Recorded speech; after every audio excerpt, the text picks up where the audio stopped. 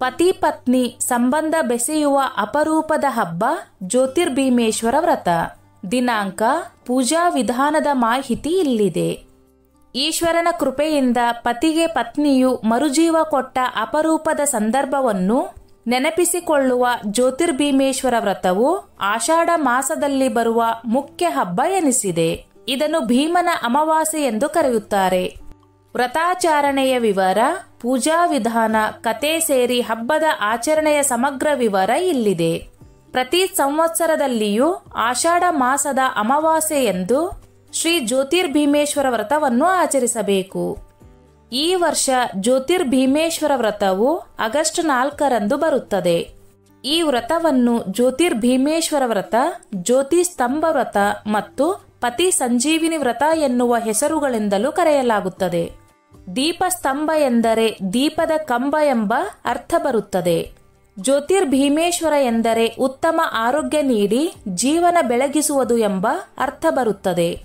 ಪತಿ ಸಂಜೀವಿನಿ ಎಂದರೆ ಪ್ರಾಣಾಪಾಯದಲ್ಲಿ ಇರುವ ಪತಿಗೆ ಮತ್ತೆ ಜೀವ ಬರುವುದು ಎಂಬ ಅರ್ಥ ಬರುತ್ತದೆ. ಈ ಹಬ್ಬಕ್ಕೆ ಭೀಮನ ಅಮಾವಾಸ್ಯೆ ಎನ್ನುವ ಹೆಸರೂ ಇದೆ. ಈ ವ್ರತವನ್ನು ಗೃಹಿಣಿಯರು ಹೆಚ್ಚು ಆಸ್ಥೆಯಿಂದ ಆಚರಿಸುತ್ತಾರೆ. ಇದರ ಆಚರಣೆಯಿಂದ ಪತಿಗೆ ಒದಗಬಹುದಾದ ಅಪಮೃತ್ಯು ಮತ್ತು ಎದುರಾಗುವ ಯಾವುದೇ ಅಪಾಯ ದೂರವಾಗುತ್ತದೆ ಎನ್ನುವ ನಂಬಿಕೆ ಇದೆ. ವಿವಾಹಕ್ಕೂ ಮುಂಚೆಯೇ ಈ ವ್ರತವನ್ನು ಮಾಡಬಹುದಾಗಿದೆ. ಕೆಲ ಕುಟುಂಬಗಳು ಮದುವೆಯಾದ ನಂತರ ಸತತವಾಗಿ 9 ವರ್ಷಗಳವರೆಗೂ ಈ ವ್ರತವನ್ನು ಆಚರಿಸಬೇಕು ಎನ್ನುವ ನಂಬಿಕೆ ಹೊಂದಿವೆ. ಜ್ಯೋತಿರ್ಭೀಮೇಶ್ವರ ವ್ರತಾಚರಣೆ ವಿಧಾನ. ಹಿತ್ತಾಳೆಯಿಂದ ಮಾಡಿದ 2 ದೀಪಗಳನ್ನು ಶುಚಿಗೊಳಿಸಬೇಕು. ಅರಿಶಿನದ ಕೊಂಬನ್ನು ಅರಿಶಿನದ ನೀರಿನಿಂದ ಒದ್ದೆ ಮಾಡಿದ ದಾರ ಬಳಸಿ ದೀಪಗಳಿಗೆ ಕಟ್ಟಬೇಕು. ಈ ದೀಪಗಳಿಗೆ ಉಮಾ ಮಹೇಶ್ವರರನ್ನು ಆಹ್ವಾನ ಮಾಡಬೇಕು. 9 ಗಂಟಿನಿಂದ ಕೂಡಿದ ದಾರವನ್ನು ಪೂಜಿಸಬೇಕು. ವಯಸ್ಸಿನ ಮಿತಿ ಇಲ್ಲದೆ ಎಲ್ಲಾ ಹೆಣ್ಣು ಮಕ್ಕಳು ಪೂಜೆ ಮಾಡಿ ದಾರವನ್ನು ಕೈಯಲ್ಲಿ ಧರಿಸಬೇಕು.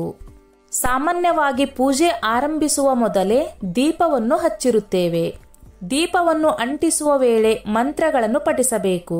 ಈ ವ್ರತದ ಸಂಕಲ್ಪವನ್ನು ಮಾಡುವ ವೇಳೆ ಇಹ ಜನ್ಮನಿ ಜನ್ಮಾಂತರ ಸಕಲ ಸೌಭಾಗ್ಯ ಸಿದ್ಧಾರ್ಥೆ ಭೀಮೇಶ್ವರ ಅಮಾವಾಸ್ಯೆ ಪ್ರಯುಕ್ತೆನ ಶ್ರೀ ಉಮಾಮಹೇಶ್ವರ ದೇವತಾ ಪಿತ್ರಾರ್ಥಮೆಂದು ಹೇಳಬೇಕು. ಆನಂತರ ಕಳಸ ಪೂಜೆ, ಮಂಟಪ ಪೂಜೆಯನ್ನು ನೆರವೇರಿಸಬೇಕು. ಶ್ರೀ ವಿಘ್ನೇಶ್ವರನ ಪೂಜೆಯನ್ನು ಮಾಡಬೇಕು. ಪಂಚಾಮೃತ ಸ್ನಾನದ ನಂತರ ಎಂದಿನಂತೆ ಧೂಪ ದೀಪವನ್ನು ಮಾಡಬೇಕು. ಶ್ರೀ ಗಣಪತಿಗೆ ಇಷ್ಟವಾದ ಬಾಳೆಹಣ್ಣು ಚಿಗಳಿ ಮೋದಕಗಳನ್ನು ನೈವೇದ್ಯ ಮಾಡಿ ಆನಂತರ ಉತ್ತರ ನಿರಾಜನ ಅಥವಾ ಮಹಾಮಂಗಳಾರತಿಯನ್ನು ಮಾಡಿ ಆನಂತರ ಉಮಾಮಹೇಶ್ವರರನ್ನು ಪ್ರತಿಷ್ಠಾಪಿಸಬೇಕು. ಜ್ಯೋತಿರ್ಭೀಮೇಶ್ವರ ವ್ರತದ ನೈವೇದ್ಯ. ಇದರಲ್ಲಿ ವಿಶೇಷವಾಗಿ ಗ್ರಂಥಿ ಪೂಜೆ ಬರುತ್ತದೆ. ಆನಂತರ ಬೇರೆ ವ್ರತಗಳಂತೆ ಮುಂದುವರಿಯುತ್ತದೆ. ನಿವೇದನೆಗಾಗಿ ಅನ್ನ, ಪಾಯಸ, ಚಿತ್ರಾನ್ನ, ಹೋಳಿಗೆ, ಕಡಲೆಬೇಳೆ, ಹೆಸರುಬೇಳೆ, ಬಾಳೆಹಣ್ಣು ಮತ್ತು ನಾರಿಕೇಳ ಫಲವನ್ನು ತೆಗೆದುಕೊಳ್ಳಬೇಕು. ಪೂಜೆಯು ಮುಗಿದ ನಂತರ ಉಪಾಯನ ದಾನವನ್ನು ನೀಡಬೇಕು. ಇದಾದ ನಂತರ ಪೂಜಿಸಿದ ಗ್ರಂಥಿ ಅಂದರೆ ದಾರವನ್ನು ದೇವರ ಪ್ರಸಾದದ ಹೂವಿನ ಜೊತೆಯಲ್ಲಿ ಬಲಗೈಯಲ್ಲಿ ಧರಿಸಬೇಕು. ಇದನ್ನು ದೋರ ಬಂಧನ ಎಂದು ಕರೆಯುತ್ತೇವೆ. ಈ ದಾರದಲ್ಲಿ 9 ಎಳೆ ಮತ್ತು 9 ಗಂಟುಗಳು ಇರುತ್ತವೆ. ಇದಾದ ನಂತರ ಪುನಃ ಪೂಜೆ ಮತ್ತು ಫಲ ಸಮರ್ಪಣೆ ಬರುತ್ತದೆ. ಅಲ್ಲಿಗೆ ವ್ರತವು ಮುಕ್ತಾಯವಾಗುತ್ತದೆ. ಈ ಪೂಜೆಯ ಅಂತ್ಯದಲ್ಲಿ ತುಪ್ಪದಿಂದ ಕರಿದ ಕಡುಬುಗಳನ್ನು ದಾನ ನೀಡುವುದು ವಾಡಿಕೆ. ಜ್ಯೋತಿರ್ಭೀಮೇಶ್ವರ ವ್ರತದ ಕಥೆ. ಈ ವ್ರತಕ್ಕೆ ಪತಿ ಸಂಜೀವಿನಿ ವ್ರತ ಎಂಬ ಹೆಸರು ಬರಲು ಒಂದು ಕಥೆ ಇದೆ. ಪೂರ್ವ ಕಾಲದಲ್ಲಿ ಸೌರಾಷ್ಟ್ರ ಎಂಬ ದೇಶದಲ್ಲಿ ವಜ್ರಬಾಹು ಎಂಬ ರಾಜನಿರುತ್ತಾನೆ.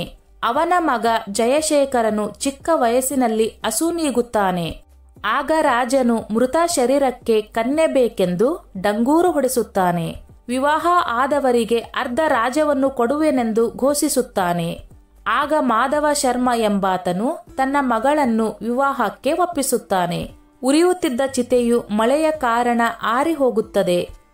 ಪತಿಯನ್ನು ಬದುಕಿಸಿಕೊಳ್ಳುವ ಸಲುವಾಗಿ ಆಕೆ ಪರಮೇಶ್ವರನನ್ನು ಪರಿಪರಿಯಾಗಿ ಬೇಡಿಕೊಳ್ಳುತ್ತಾಳೆ.